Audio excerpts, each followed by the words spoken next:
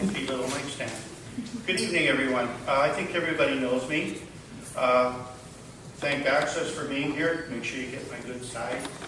I did have speaking notes and I left them in my office, so I'm going to wing it. Like I said, I'm sure everyone knows me. I am the Executive Director of Kiknak Friendship Center, and I've lived in Ronge for about 21 years.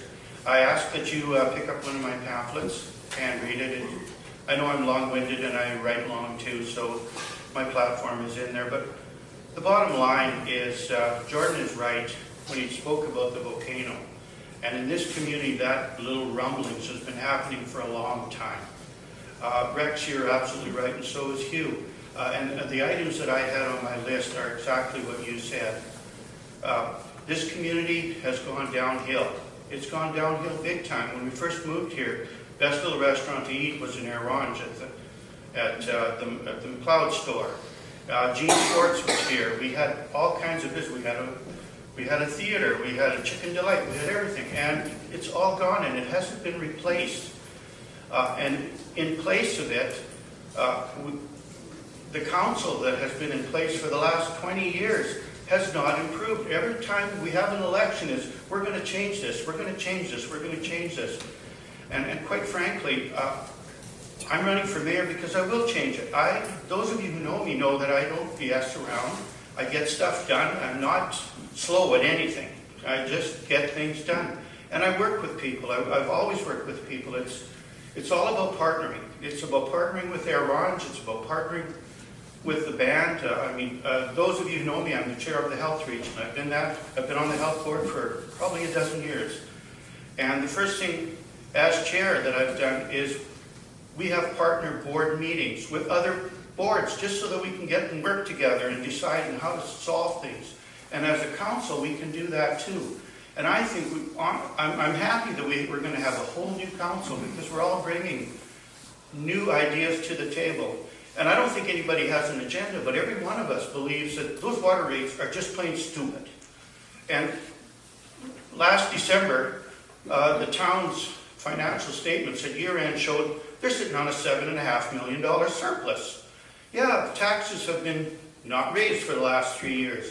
But 4 or 5 years ago, they were raised to a point that we're still complaining about them. They're sitting on a $7.5 million surplus. At the same time, because we live in the north, we have this Northern Development Fund, or Northern, I just forgot the name. Northern Municipal Account? And the transfer fund. Anyway, bottom line is if a project's approved, all it costs the town is 8%. The rest is paid by the province, the feds, or this fund.